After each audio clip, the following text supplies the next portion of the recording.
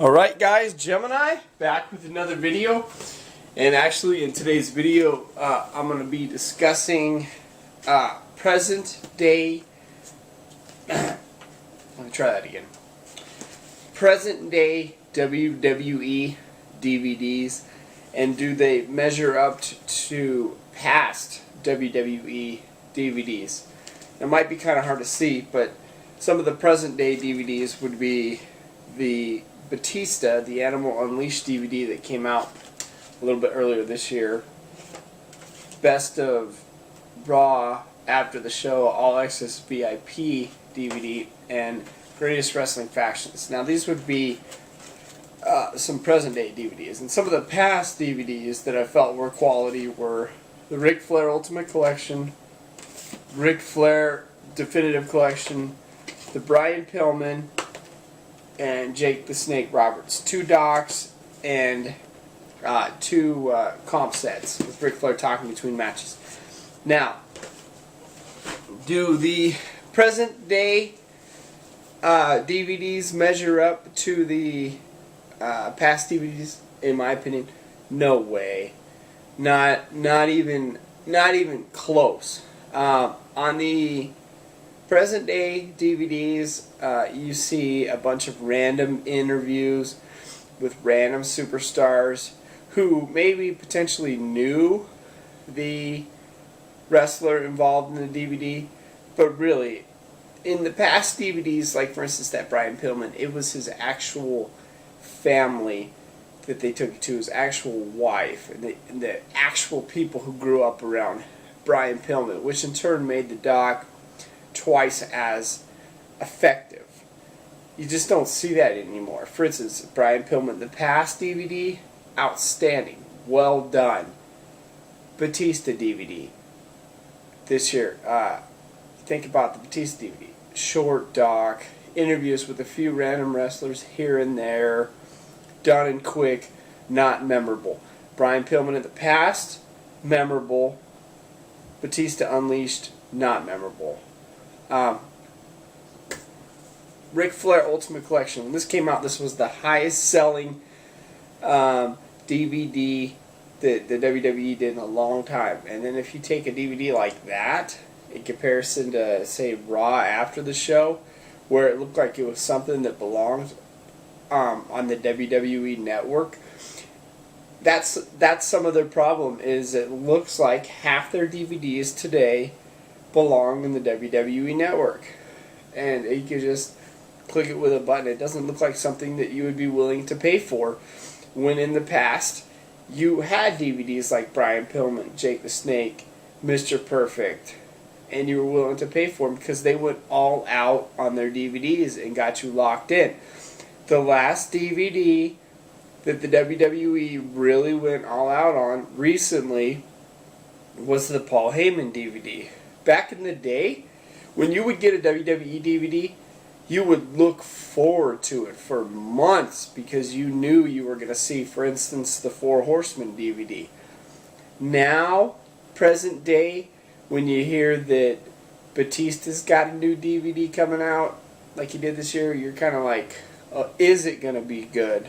Back then, when you would get a new WWE DVD, you wouldn't question if it was going to be good or not. You knew it was going to be good, and you anticipated it for months because you knew it was going to be good. Like, for instance, present day DVDs coming out in September. Sting. You wonder if the Sting DVD is going to be good. If it was 10 years ago, you know it would be good. And that's where WWE DVDs have gone. They've gone in a much cheaper direction on their DVDs, where they'll interview random superstars to talk about the wrestlers instead of key components of that wrestler's life and past. WWE not having DVDs of Bam Bam Bigelow and Rick Rude and wrestlers like that, and having 15 Undertaker, 15 Shawn Michaels, 15 Triple H DVDs, to me is unexcusable. Why they don't tell the story of Bam Bam Bigelow, why they don't tell a story of Ted DiBiase, why they don't tell a story of Rick Rude. That upsets me. I feel like if WWE didn't get safe with their DVDs and they cared more about their DVDs, like they did in the past, where they started just popping off wrestlers of Brian Pillman. When the WWE was non-PG, we could get stories of wrestlers like Brian Pillman. Now we can't get stories of Brian Pillman, which sucks. We get random DVDs with random wrestlers, minimal effort, minimum production level, with the exception of Paul Heyman, and the Ultimate Warrior DVD this year was well done. But rarely do we as collectors get that DVD and we're like, whoa! You know, like Paul Heyman. In the past, it was a much bigger deal to him. I think in the past it was a much bigger moneymaker for him than present day. I think people might have potentially gotten away from the DVD craze, and even the people in their office maybe slowed down on their DVDs. But there's still so many good wrestlers that you could do a DVD on. Arn Anderson, and you could do a DVD just alone on Arn Anderson, Ted DiBiase, Rick Rude, Mr. Perfect. There's a lot of wrestlers still out there waiting to have their story told. Bad News Brown. I mean, that's going to sound stupid, right? Oh, I don't want to watch a Bad News Brown. He was terrible. I'm a Bad News Allen fan. I would watch this DVD in a second. Did he have the best matches? No. But would I like to know the backstory on Bad News Allen? Yeah, absolutely. So, we'll end this, and I'll say, in my DVD opinion, I don't feel that the production level on the DVDs is where it was. I don't feel that the effort is where it was on WWE DVDs in the past. I don't feel that the WWE has the, I don't want to say balls, but I think that they have a lot more restrictions on what wrestlers they can put DVDs out on now. And they produce a lot more crap than they used to in the past. In the past, you had, RVD and Jake the Snake and Mr. Perfect and Brian Pillman and Ric Flair and the Four Horsemen and Dusty Rhodes. Now, you got Raw after the show and Batista, a half-hour doc. Minimal effort, present day, with the exception of Paul Heyman and a few others. Minimal production value of the past. I watched this Harley Race DVD on High Spots. It killed it. That was a hardcore DVD that locked your ass in. That was not Raw after the show. That was not wrestling's greatest factions that belonged on the WWE network.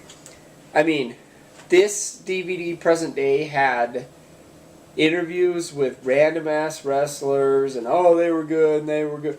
Bullshit. If they really wanted to kill it on this DVD, you sit Scott Hall, Kevin Nash, and Hulk Hogan down at a table and you have them tell what really went on with the NWO. Have them really get into why they were one of the greatest factions. If you really wanted to kill it on this DVD, sit the Four Horsemen down and have them talk about why they were one of the greatest factions of all time. WWE in their past DVDs would have done that.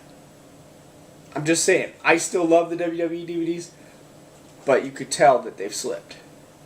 Just my opinion. So, the past WWE DVDs are way better than present ones. And there's been some facts behind that. So I'm Gemini. Subscribe to the channel. Peace out.